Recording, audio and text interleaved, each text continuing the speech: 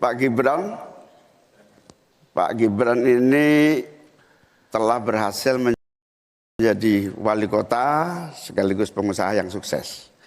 Bahkan berbagai proyek-proyek besar telah berhasil dibangun di Solo. Ini menjadi prestasi, tetapi kita ingin prestasi ini ditularkan kepada yang lain.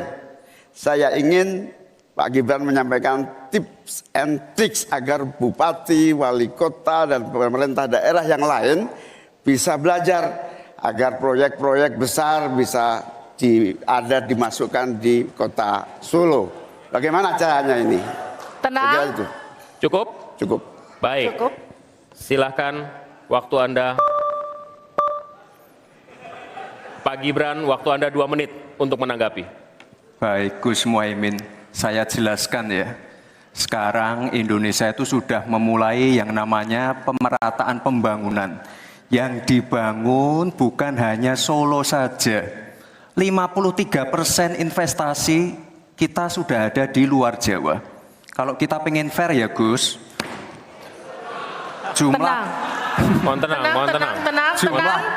jumlah proyek,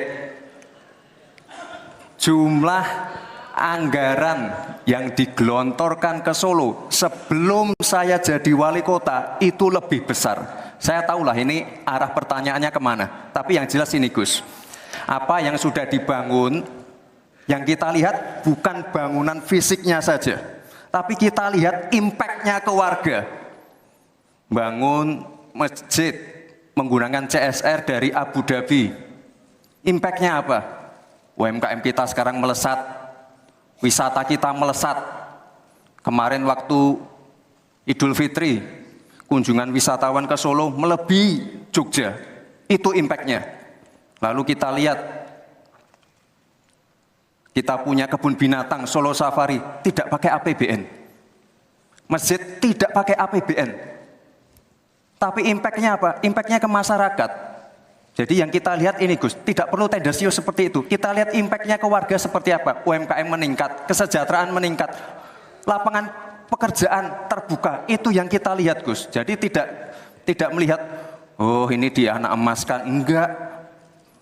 Pemerataan pembangunan itu sudah terjadi di mana-mana, bukan hanya di Solo. Dan itu fakta loh Gus. Proyek di Solo sebelum saya menjabat itu lebih banyak.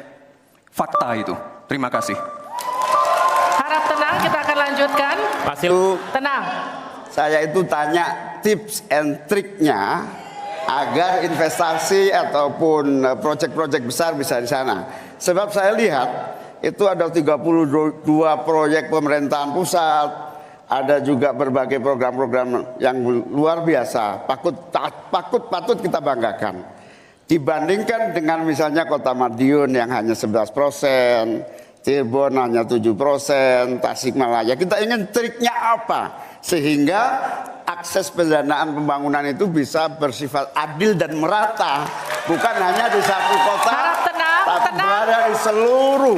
Ini yang menjadi catatan saya adalah keadilan dalam melaksanakan APBN. Kalau kita jadi pemerintah pusat nanti, tugas kita adalah membagi secara adil seluruh proyek-proyek nasional kita. Cukup? Cukup. Silakan Pak Gibran untuk menanggapi. Waktunya 1 menit, silakan. Mohon tenang, mohon tenang. Baik Gus, saya jawab lagi. Sebelum ada proyek dari pusat masuk, kita ya, para wali kota ya harus menyiapkan yang namanya readiness kriteria. Kalau nggak ada itu, nggak mungkin proyek itu masuk. 2, kita sebagai wali kota harus menyiapkan hal-hal non teknis, relokasi, nego dengan warga-warga, bantaran sungai, bantaran rel kereta api. Itu Gus, 1. Lalu kita juga harus berkolaborasi. Tidak semuanya pakai APBN. Ada yang pakai APBN plus APBD plus dibantu. Saya sering dibantu Pak Ganjar, gubernur saya. Ini kolaborasi. Jadi tidak semuanya APBN. Ini kolaborasi. Ada CSR juga, ada BUMN juga. Ini kolaborasi. Dan sekali lagi sebelum itu masuk, kami para wali kota menyiapkan readiness kriteria. Itu. Jadi Ya saya kira ini cukup fair, Gus. Ayo mana Baik. pendukung? Tenang. Apresiasinya